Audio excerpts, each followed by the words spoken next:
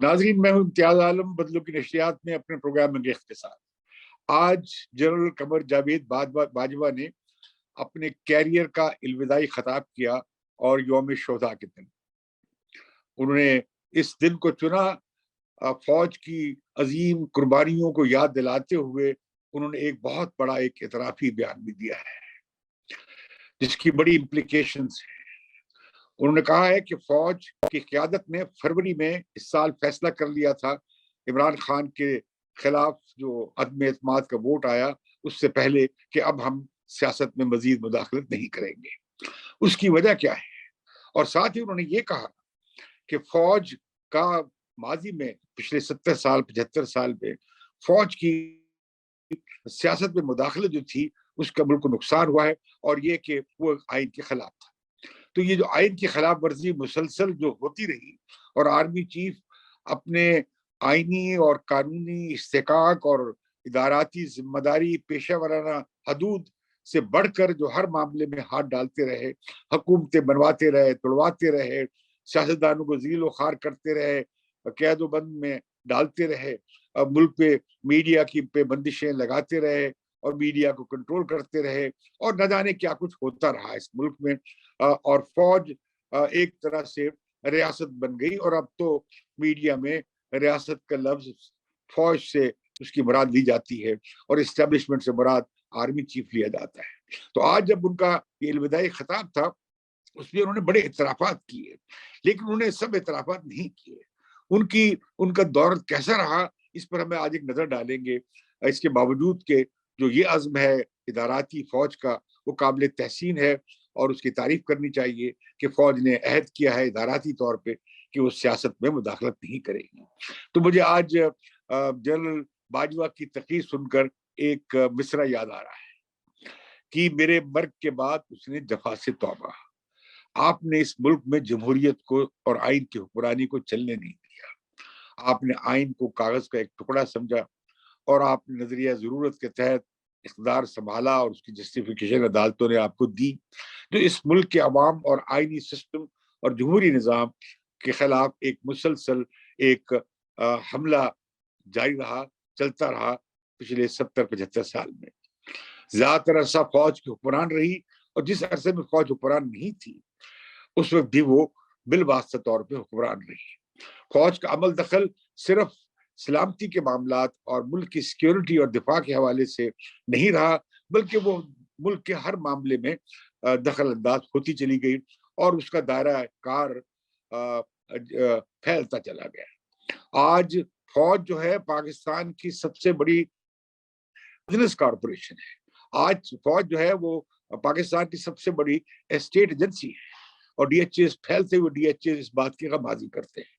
آج ہم دیکھتے ہیں کہ تعمیرات کا کام ہو، سڑکوں کا کام ہو، عمارات کا کام ہو، بندوں کی تعمیر ہو، کنسٹرکشن ورک ہو، کمیونیکیشن ہو، ٹرکوں کا کاروبار ہو، غرض کے ہر شعبے میں ہمیں فوج نظر آتی ہے۔ یہاں تک کہ جو کارپوریشنز ہیں پبلک سیکٹر کی، اور یہاں تک کہ جو اہم اسامیاں ہوتی ہیں مختلف کارپوریشنز کی، اس میں بھی فوج اور اس کے ریٹائرڈ آفیشلز کا حصہ ہمیں صاف نظر آتا ہے۔ تو ایسی صورتحال میں یہ جو جنرل باجوہ نے اعتراف جو کیا ہے اس کا جائزہ لیں گے۔ جب جنرل مشرف کی حکومت چلی گئی اس دھمکی کے تحت کہ ان کے خلاف امپیچمنٹ کا ووٹ صدر زرداری لانے جا رہے تھے، تو اس کے بعد جب صدر جنرل مشرف چلے گئے تو جو 2008 میں سیاسی ٹرانزیشن شروع ہوئی، پارلیمانی سیاست بحال ہوئی، تو ہم نے دیکھا کہ اس کے بعد بھی مسلسل فوج کی مداخلت ہوتی رہی۔ ہم دیکھتے ہیں کہ چارٹر آف ڈیموکریسی میں یہ بات آئی تھی کہ فوج کو سیاست سے ہم باہر رکھیں گے، اور ایک دوسرے کے خلاف استعمال نہیں ہوں گے فوج کی پاور سٹرکچر میں عملداری کو انوائٹ کرتے ہو۔ لیکن ہم نے دیکھا کہ 2008 کے بعد سے ایک ہائبرڈ سسٹم وجود میں آیا، یعنی فوج پس منظر میں رہ کر سارے حکومتی امور کو چلاتی رہی اور کنٹرول کرتی رہی۔ تو پہلے ہم نے دیکھا کہ जरदारी की हुकूमत के दौरान, सदर आसिफ जरदारी की हुकूमत के दौरान जनरल कियानी, जिन्हें सदर जरदारी ने ही एक्सटेंशन दी थी और जिसके लिए बड़ी कोशिश कर रहे थे और मुल्क में उसके लिए फिजा बना रहे थे और हर तरह के हरबे इस्तेमाल कर रहे थे, उस बाद हमने देखा, एक्सटेंशन के बाद भी हमने देखा कि जनरल कियानी ने किस तरह मेमो गेट बनाया और पीपल्स पार्टी की हुकूमत किस मुश्किल का शिकार हुई और किस तरह यूसुफ रजा गिलानी को वजारत उज़्मा छोड़नी पड़ी। फिर हमने देखा कि किस तरह नवाज शरीफ तीसरी बार जब वजीर आजम बन गए, उनका और फौज के दरमियान टकराव का सिलसिला चलता रहा और हम ये तारीखी तौर पर देखते आए हैं। फिर पाकिस्तान की मुंतखब हुकूमतों और वज़ीर आज़म का टकराव हमेशा फौज और उसके चीफ के साथ मुसलसल रहा है, मासवाए 2-3 एक्सेप्शंस के। आप कह सकते हैं जनरल करामत की एक्सेप्शन हो सकती है और आप एक दो और जनरल्स के नाम ले सकते हैं जो सियासी मामलात में मुदाखलत नहीं करते रहे हैं। लेकिन हमने देखा कि फौज का फकत सियासत का मामला नहीं है, बल्कि वो हर तरफ खारजा पॉलिसी हो तो फौज का आर्मी चीफ से चलाता नजर आता है, सिक्योरिटी की पॉलिसी तो चलाते ही चलाते हैं, माशी मामलात में भी वो अपने मुदाखलत करते हैं, माशी पॉलिसी में भी करते हैं, मुल्क की सलामती के अमूर क्या हो, मुल्क की दीगर अमूर क्या हो, और हम देखते हैं हर तरफ फौज का, हर तरफ हमें मामला नजर आता है। तो ये कोई छोटा मसला नहीं है। पाकिस्तान की फौज के बारे में कहा जाने लगा आलमी तौर पे, मुख्तलिफ जो बड़े मुफक्करीन हैं वो ये कहते रहे हैं कि there is an army which has a country, और अब ये ट्रांजिशन होनी है a country with an army.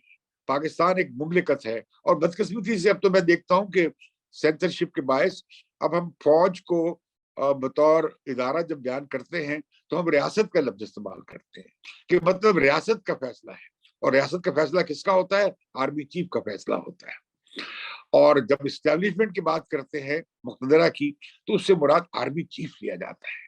तो आज जब आर्मी चीफ ये सियासत से तौबा का जो ऐलान कर रहे थे कि, और ये कह रहे थे, हमारी खुशकिस्मती है कि वो कह रहे थे कि ये इदाराती फैसला है और इस पर फौज कायम रहेगी, लेकिन ये उनका अलविदाई खिताब की बात है, क्योंकि 29 तारीख को रिटायर हो जाएंगे और नए आर्मी चीफ में आ जाना है। तो जनरल बाजवा की लेगेसी क्या रही है जिस पर आज वो मुझे एक तरह से शर्मिंदा नजर आए?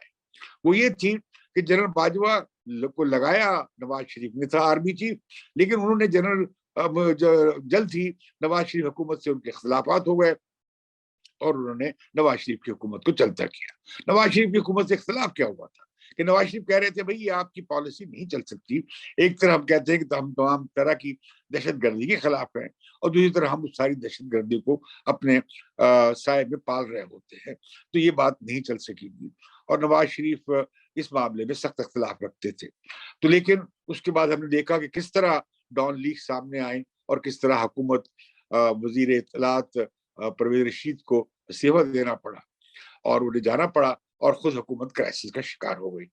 और हमने देखा कि बहुत जल्द इमरान नवाज शरीफ भी अदालत के कटहरे में पहुंच गए, GIT बनी और उन्हें ताहयात नाअहल कर दिया गया। उसके बाद एक कैंपेन चली अब सियासतदानों के खिलाफ। ये हम देखते रहे हैं कि माजी में भी अयूब खान ने ये कैंपेन चलाई, हमने ये देखी जनरल ज़िया-उल-हक ने ये कैंपेन चलाई और बड़ी खूनख्वार कैंपेन थी जनरल ज़िया-उल-हक की। भुट्टो साहब को फांसी देने से लेकर सैकड़ों लोगों को, इंतहाई हजारों लोगों को इंतहाई जबर सितम का निशाना बनाया। तो पाकिस्तान की तारीख जो है वो मार्शल स्टेट के नाम से मंसूब की जाती है तारीखदानों की नजर में, जैसे कि हमने आयशा जलाल की किताब में पढ़ा है कि स्टेट ऑफ मार्शल रूल। तो इस वक्त तो उसके बाद फिर क्या हुआ कि उसके बाद जनरल बाजवा ने कहा कि हम अपना अपना एक साफ पवित्र रहनुमा लाते हैं और हमने देखा कि किस तरह जनरल कियानी के दौर ही में इमरान खान को बिल्ड करना शुरू किया गया था और जो 2014 में धरना दिया गया था उसमें उस वक्त के ISI चीफ और आर्मी चीफ राहिल शरीफ साहब भी उसमें शामिल थे उसमें, और राहिल शरीफ साहब भी चाहते थे कि वो एक्सटेंशन मिले, लेकिन नवाज शरीफ उस पर डट गए थे और उन्होंने उन्हें एक्सटेंशन न दी, क्योंकि नवाज शरीफ ने उन्हें टेप्स सुनवाई थी उनके ISI चीफ की, जिसमें वो नजर आ रहा है कि उन टेप्स में नजर आता था, सुनाई दे रहा था कि किस तरह उस वक्त के ISI चीफ धरने के معاملے دھرنے کو منظم کرنے والے لوگوں میں شامل تھے۔ تو اس کے بعد پھر کیا ہوا کہ جب 2018 کے انتخابات ہوئے تو اس میں بڑی مہم چلائی گئی کہ سب باقی چور ہیں اور صرف ایک پبتر ہے تو عمران خان ہے۔ عمران خان کا ایک کلٹ بلڈ کیا گیا، اس میں فوج بہت آگے تک چلی گئی۔ 2018 کے انتخابات کو رک کیا گیا، پارٹیاں توڑی گئیں، لوگوں کو مجبور کیا گیا کہ وہ عمران خان کی پارٹی میں شامل ہو جائیں، اور ان کی ایک مسوی میجورٹی پیدا کر دی گئی۔ وہ اس وقت اتنے پاپولر نہیں تھے جتنے آج۔ تو لہذا کیا ہوا کہ اس حکومت کو سلیکٹڈ حکومت کا لقب دیا گیا، جس پر آج باجوہ صاحب نے ایک اعتراض کیا ہے کہ یہ اس طرح کے القابات امپورٹڈ حکومت کے اور سلیکٹڈ کے سیاستدانوں کو نہیں کرنے چاہیے۔ لیکن یہ سب کچھ شاخسانہ تھا خود جنرل باجوہ کی اس سیاست میں مداخلت کا جو وہ کرتے چلے آئے۔ انہوں نے پہلے ایک حکومت کو گرایا، پھر اس کے بعد عمران حکومت کو لائے۔ جب ان کا ہائیبرڈ نظام کا تجربہ ناکام ہو گیا بری طریقے سے، بطور ادارہ فوج نے فیصلہ کر لیا کہ ہم اس سیاست سے باز آئے، ایسی محبت سے ہم باز آئے۔ تو یہ جو معاملہ اب سامنے آیا ہے، جو آج ملک کو درپیش معاشی مسائل ہیں، جو آج ملک تقریباً ڈیفالٹ کے قریب پہنچ کر بچا ہوا ہے، اور یہ کہ ملک میں جو صورتحال سیاسی بے چینی ہے اور سیاسی عدم استحکام ہے، یہ سارا نتیجہ ہے اس پالیسیز کا جو جنرل باجوہ نے ترتیب دی پچھلے 6 سال میں۔ وہ اس سے اپنے آپ کو، انہیں چاہیے تھا کہ آج وہ اعتراف کرتے کہ انہوں نے سیاست سے توبہ کیوں کی، اور جو سیاست میں حصہ لے رہے تھے اس میں انہوں نے آئین کی خلاف ورزی کرتے ہوئے کیا کام کیے، اور اس کا انہیں اعتراف کرنا چاہیے تھا۔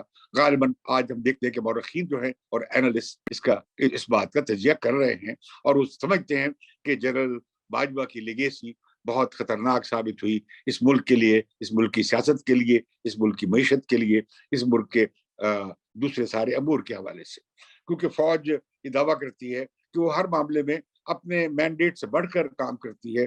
دنیا بھر میں فوج سیلاب زدگان کی مدد بھی کرتی ہیں، آفت زدہ علاقوں میں جاتی ہیں، لا اینڈ آرڈر بھی مینٹین کرتی ہیں، اور وہ بہت سے مشکل وقت میں وہ فوج کو سب سے منظم ادارہ ہوتا ہے، وہ قوم کے اور ملک کے کام آتا ہے۔ اور پاکستان میں بھی ایسا ہوتا ہے، فوج یہ سب کام بڑے اچھے کرتی ہے۔ ہم دیکھتے ہیں جیسے سیلاب زدگان کی مدد ہو، یا ہم نے دیکھا جب زلزلہ آیا، اور ہم دیکھتے ہیں کہ جب کووڈ بھی آیا، یہ فوج نے اچھے کام کیے، کیونکہ ان کے پاس ایک تنظیمی ڈھانچہ موجود ہے جو باقی اور اداروں میں اس طرح کا ڈھانچہ موجود نہیں ہوتا۔ یہ دنیا بھر میں ہوتا ہے، لیکن دنیا بھر میں فوج باقی معاملات میں مداخلت نہیں کرتی، بلکہ یہ ہے کہ سلامتی کی پالیسی بھی سیاسی قیادت اور منتخب حکومتیں طے کرتی ہیں، وہاں کی پارلیمنٹس طے کرتی ہیں۔ لیکن پاکستان میں ایسا نہیں ہے۔ پاکستان میں نہ صرف سلامتی کی پالیسی پہ فوج کو اجارہ ہے، خطے کی پالیسی ہو، عالمی تعلقات ہو، خارجہ تعلقات ہوں، وہ بھی انہوں نے طے کرنی ہے۔ اس کے ساتھ معاشی ڈپلومیسی بھی آ گئی، اور بڑے مضامین لکھوائے گئے کہ کس طرح باجوہ کی اکنامک ڈپلومیسی کیسے کامیاب رہی۔ تو آپ جب یہ بات طے کر دیں گے کہ اصل پاور کا مرکز راولپنڈی میں ہے اور وہ آرمی چیف ہے، تو پھر کون پاکستان کے وزیر اعظم کی بات سنے گا، یا پاکستان کے وزیر خارجہ کو کون گھاس ڈالے گا، اگر سارا کام بھی، سفارتی کام بھی اور عالمی تعلقات کا معاملہ بھی فائنلی جی ایس کیو میں طے ہونا ہے، آرمی چیف نے طے کرنا ہے۔ اور ایک آدمی یہ سارے کام کیسے کر سکتا ہے جس کے لیے وہ ٹرینڈ بھی نہیں ہے؟ تو میں سمجھتا ہوں کہ مسلسل مارشل لاء اور اس ہائبرڈ نظام کی بدولت فوج کے ساتھ زیادتی کی گئی ہے کہ اس کا دائرہ بہت دور دور تک سماجی، معاشی اور نہ کن کن شعبوں میں تک پھیل گیا ہے، جو کہ خود فوج کی جو اصل دفاع پاکستان کا فریضہ ہے اس پر بھی اثر انداز ہوتا ہے۔ ہم دیکھتے ہیں کہ بہت دیہاتی زمینیں تھیں، زرعی زمینیں تھیں، شہری زمینیں تھیں، آسامیاں تھیں، کاروبار تھے، بزنسز تھے، سب میں فوج چلی گئی، یہاں تک کہ شادی گھر تک بھی فوج نے بنا ڈالے، اور یہاں تک کہ وہ مختلف طرح کے کاروں میں باروں میں پھیلتی چلی گئی، جو کہ ظاہر فوج کا کام نہیں ہے۔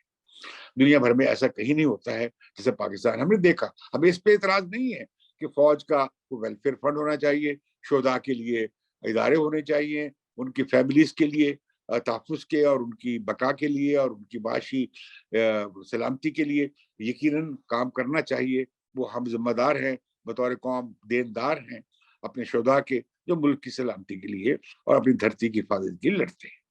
تو میں سمجھتا ہوں کہ یہ جو سارا ہم نے معاملہ دیکھا، ہم جو دیکھ رہے ہیں خلفشار قبائلی علاقوں میں، یہ بھی ہم دیکھ رہے ہیں کہ کس طرح تحریک طالبان پاکستان سے بات چلائی گئی اور اوپر چلائی گئی، سول حکومت سے، سیاسی حکومت سے، منتخب حکومت سے نہیں پوچھا گیا، جس کا خمیازہ ہم بھگت رہے ہیں کہ قبائلی علاقوں میں ایک خوفناک دہشت گردی پھر شروع ہو گئی ہے، اس نے پھر سر اٹھا لیا ہے دہشت گردی نے، اور وہاں پہ عوام جو ہے وہ نکل کر آئے ہیں امن کے لیے اور دہشت گردی کے خلاف اور طالبانائزیشن کے خلاف۔ کوئی ان کی سرپرستی کرنے والا تو ریاست پاکستان کو ہونا چاہیے، وہ تو ہمارے سب سے بڑی قوت ہیں عوام جو اس وقت وہاں پہ کھڑے ہو گئے ہیں اپنی سلامتی کے لیے اور امن کے لیے، لیکن وہ اس طرف ہم نے دیکھا کہ کم ہی نظر گئی، اور ہم نے دیکھا جس طرح پشتون تحفظ موومنٹ کو، جو کہ ایک سول رائٹس کی موومنٹ ہے، ان کے لوگوں کے کچھ کے کنیکشن ہوں گے ادھر ادھر افغانستان میں، لیکن ہم دیکھتے بالعموم وہ لوگ دھرتی سے جڑے ہوئے تھے، اور میں بڑا حیران تھا کہ سول رائٹس کی موومنٹ کس طرح سابقہ فاٹا کے علاقوں میں، قبائلی علاقوں میں کیسے ابھر کے سامنے آئے، لیکن ہم نے انہیں دھتکار دیا اور دھکیل دیا مخالف کیمپ میں۔ اسی طرح ہم نے کہ بلوچستان کے سیاسی مسئلے کا حل، بلوچستان کے مسئلے کا سیاسی حل تلاش کیا جا سکتا تھا، لیکن نہیں کیا گیا۔ آج 20-22 سال ہو گئے ہیں وہ شورش اب تک چل رہی ہے۔ پھر ہم نے دیکھا کہ کس طرح لوگ مسنگ پرسنز کا معاملہ آیا۔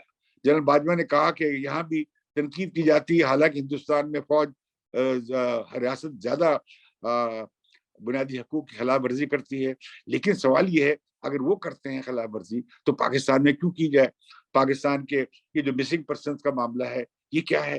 آپ لوگوں کو اٹھا لیتے ہیں، غائب کر دیتے ہیں، مار دیتے ہیں، ان کا کوئی پرسار حال نہیں ان کے لواحقین کا، آپ کیوں نہیں انہیں عدالتوں میں پیش کرتے، انہیں چارج شیٹ کرتے، ان کے خلاف جو الزامات ہیں وہ لائے جائیں، ثابت کی جائے، انہیں قرار واقعی سزا دی جائے، لیکن انہیں بے گناہ لوگوں بھی شامل ہو جاتے ہیں، اس میں فیملی سفر کرتی ہیں کہ ان کا بندہ زندہ ہے، بھائی زندہ ہے، خامد زندہ ہے نہیں ہے، بھائی زندہ ہے نہیں ہے۔ اس پر عدالتیں بھی ناکام ہو کے رہ گئی ہیں، وہ مداخلت انہوں نے کی تھی عدالتوں نے، لیکن ہم نے دیکھا اس کا خاطر خواہ نتیجہ نہیں نکلا۔ تو کیوں ہم جب کہ کشمیر کے معاملے میں انسانی حقوق کا معاملہ اٹھاتے ہیں اور ریاستی دہشت گردی کی بات کرتے ہیں، تو پاکستانی کی ریاست کو تو اس سے بالکل الٹ انسانی حقوق کا احترام کرنا چاہیے، اپنے لوگوں کے انسانی حقوق کا۔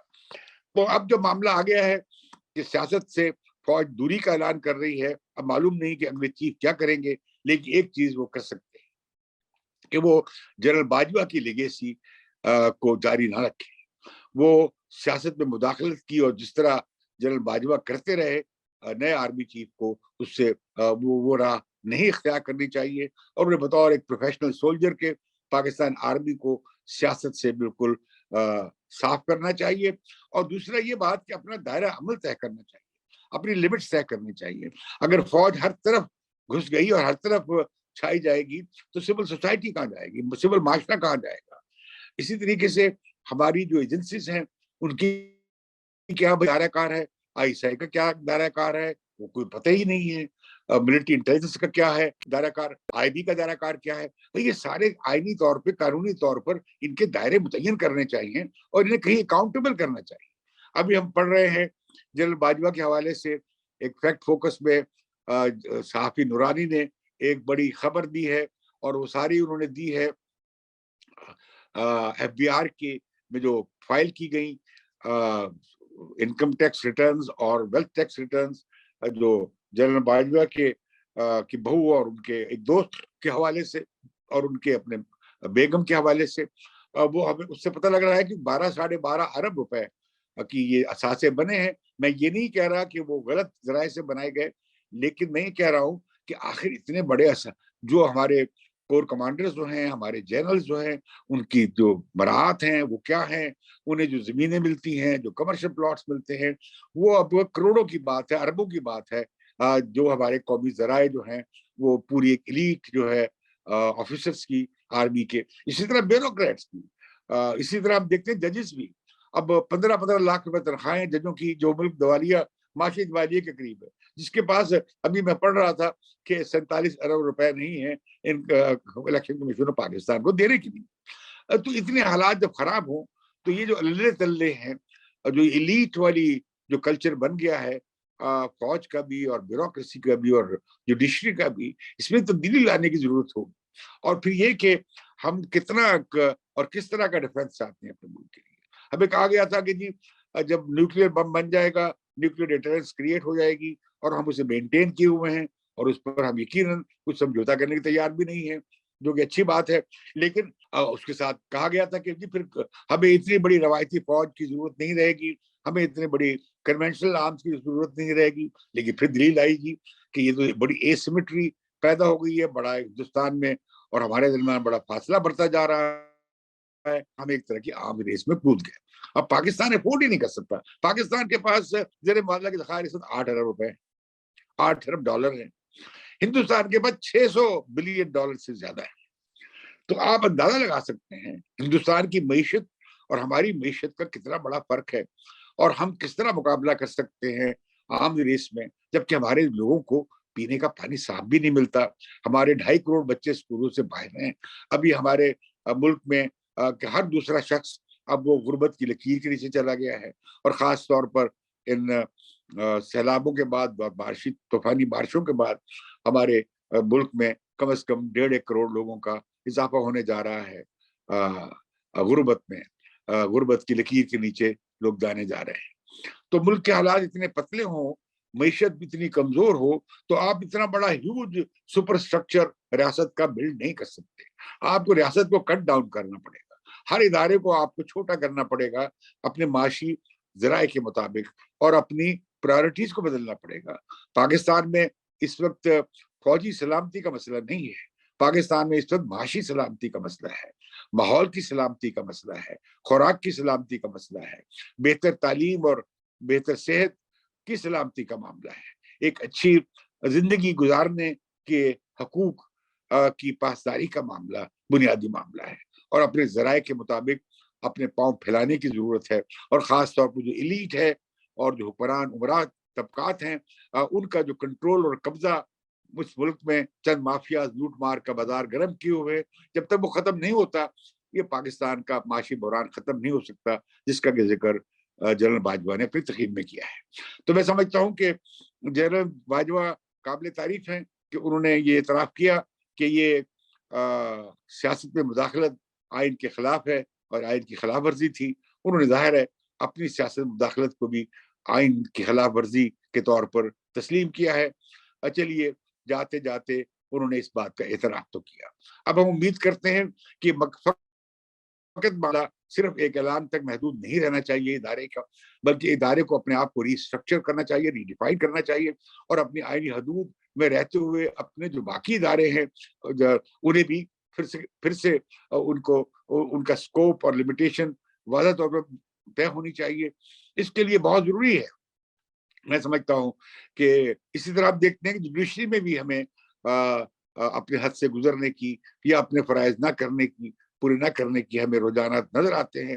تو کیوں نہ یہ ہو کہ پارلیمنٹ کا ایک کمیشن بنے جس میں تمام پارلیمنٹیرینز ہوں، ان کی لیڈرشپ ہو بشمول تحریک انصاف کے. تو پاکستان کے جو ریاستی اداراتی اسٹرکچر جو مسائل ہیں، جو معاشی اور سیاسی اور سماجی جو بڑی مسائل بن گئے ہیں ہمارے سامنے، ان کے حل کے لیے ایک جامعہ اصلاحاتی پروگرام کا ایجنڈا بننا چاہیے. اور یہ کہ ایک نیا سوشل کانٹریکٹ ہونا چاہیے کہ بھئی کون ادارہ کیا کردار ادا کرے اور اس کی کیا حدود ہوں، اور یہ کہ پارلیمنٹ کو مضبوط کرتے ہوئے سب اداروں کو وہاں جواب دہ کرنا چاہیے تاکہ کوئی اکاؤنٹیبلٹی ہو سکے، اور خود سیاستدانوں کی بھی اکاؤنٹیبلٹی ہونی چاہیے. اب یہ معاملہ جو ہے یہ صرف سیاستدان صرف انہی کے اثاثے کیوں ظاہر کی جاتے ہیں؟ کیوں نہیں سیشن جج سے لے کر سپریم کورٹ کے چیف جسٹس تک بھی اثاثے ظاہر کیے جائیں؟ کیوں نہ ایک کرنل سے لے کر لیفٹیننٹ جنرل اور جنرل تک تمام افسروں کے اثاثے بھی ظاہر کرنے چاہیے؟ کیوں نہ گریڈ 18 سے لے کر گریڈ 22 تک کے سول سرونٹس کے بھی اثاثے ظاہر کیے جائیں، اور جس طرح کے سیاستدانوں کے ہوتے ہیں، اور سبھی کی اکاؤنٹیبلٹی ہو. یہ نہیں ہے کہ کوئی مقدس گائے ہے، یہ نہیں ہے کہ بھئی اچھا جی ہم نے تو اپنا انتظام کر لیا ہے، اب آپ سویلینز اپنا انتظام کر لیں، یا عدلیہ کہتی ہے کہ جی آپ کون ہوتے ہیں ہمارا احتساب کرنے والے، یا جیسے فوج کہتی ہے کہ ہمارا اپنا سسٹم ہے. اب بیوروکریسی بھی مطالبہ کر رہی ہے. یہ جو تبدیلیاں لائی گئی ہیں نیب کے قوانین میں، وہ اس لیے لائی گئی ہے کہ بھائی سول بیوروکریسی کام کرنے کے تیار نہیں ہے. اگر مجھے پوچھے تو میں کہتا ہوں کہ پورا آگے کا آبا بگڑا ہوا ہے. اس سے کافی وقت لگے گا اس پٹڑی کو، اس جمہوریت کی گاڑی کو پٹڑی پہ، اور آئین کی عملداری کی گاڑی کو پٹڑی پہ چڑھانے کے لیے. اور اس میں فوج کا کردار یقیناً بڑا اہم ہوگا کہ وہ اس میں اس میں مددگار ثابت ہو، نہ کہ وہ گائیڈ کرے، نہ کہ وہ پولیٹیکل انجینئرنگ کرے، الیکشنز پہ وہ دھاندلی کروائے، یا ایک پارٹی کے خلاف دوسری پارٹی کو سپورٹ کرے. یہ ماضی کا معاملہ ہونا چاہیے، بن کر رہ جانا چاہیے اور آگے بڑھنا چاہیے. اور تبھی فوج میں بھی اور عوام میں بھی ایک بہتر انڈرسٹینڈنگ اور بہتر ماحول بن سکتا ہے. اور میں یہ بھی کہوں گا بات کو ختم کرنے سے پہلے کہ یہ جو میڈیا پہ سینسرشپ آپ نے عائد کی ہوئی ہے آئی ایس پی آر کی طرف سے یا آئی ایس آئی کی طرف سے، یہ سلسلہ بند ہونا چاہیے. آپ جو جس طرح میڈیا کا کنٹرول کر رہے ہیں، اس سے معاملات، یہ بھی ایک سیاسی مداخلت ہے. یہ بھی اس معاملے کو بھی ختم کرنا چاہیے، اور اس بارے میں بھی کوئی کمیشن بننا چاہیے کہ کس طرح ریاستی اداروں کی میڈیا کے معاملات میں مداخلت کو روکا جائے. اسی طرح شہریوں کے حقوق کا احترام کو یقینی بنایا جائے، اور یہ مسنگ پرسن وغیرہ کا سلسلہ بند ہونا چاہیے. کیسے ریاست اپنی شہری کو اغوا کر سکتی ہے؟ وہ ایک طرح سے سوشل کانٹریکٹ کو توڑنے والی بات ہے. تو میں آج جنرل باجوہ کی تقریر کے بعد میں امید کر سکتا ہوں کہ سیاستدان بھی اب ذمہ داری کا مظاہرہ کریں گے. عمران خان اب بند کر دیں کہ فوج ان کی مدد کیوں نہیں کی، یا یہ کہ فوج ان کے ساتھ ان کی حمایت کیوں نہیں کر رہی. انہیں بھی سلسلہ بند کر دینا چاہیے. اسی طرح باقی سیاسی پارٹیوں کو، پیپلز پارٹی، مسلم لیگ نواز اور دیگر پارٹیوں کو بھی فوج کو اپنے مفاد میں، یا اداروں کو یا پولیس کو یا انتظامیہ کو اپنے سیاسی مفادات کے لیے استعمال کرنے کا رویہ اور کلچر ختم کرنا چاہیے. اور یہ کہ جیسے کہ جنرل باجوہ نے ٹھیک کہا کہ سیاست میں رواداری آنی چاہیے، سیاست میں ایک دوسرے کو برداشت کرنا چاہیے، اور ہار جیت کو دل سے قبول کرنا چاہیے. اور سیاسی قوتیں جو ملک کو بڑے مسائل درپیش ہیں، ان پر کیوں نہیں مل کر ایک موقف اختیار کرتی، اور مل کر کیوں پاکستان کو اس مجدار سے نہیں نکالتی. میں سمجھتا ہوں یہ سیاستدانوں کی بھی ذمہ داری ہے. فقط فوج پر اپنی کمزوریوں کا بوجھ منتقل کر دینے سے بھی میں سمجھتا ہوں معاملہ حل نہیں ہوگا. فوج کو بھی اپنا معاملہ ٹھیک کرنے چاہیے، اور سیاست سے جو عدم مداخلت کے معاملے کو ایک اداراتی صورت دینی چاہیے. اسی طرح سیاستدانوں کو بھی اپنے اعمال اور اپنی فنکشننگ، اپنی جمہوری ورکنگ اور اپنی اداراتی ورکنگ کو ٹھیک کرنا چاہیے، اور انہیں کلیئر پالیسی کے ساتھ سامنے آنا چاہیے. اور سیاسی جو ڈائلاگ ہے اور مباحثہ ہے اور پالیمکس جو ہے، وہ ہونی چاہیے پالیسی پہ کہ کون کیا پالیسی لانا چاہتا ہے. مجھے اجازت دیجیے. امید ہے کہ جو نیا آرمی چیف، وہ جنرل باجوہ کی لیگیسی کو جاری نہیں رکھیں گے، سوائے اس کے کہ جو اداراتی فیصلہ ہے اسے سر بلند کریں گے اور اسے ایک اداراتی صورت دیں گے. اور وہ جو بہت پھیلائے گئے ہیں جو ٹینٹیکلز، انہیں سمیٹا جائے گا. تو اس کے ساتھ ہی مجھے اجازت دیجیے. بدلوں کی نشریات کو ضرور آپ سبسکرائب کیجیے.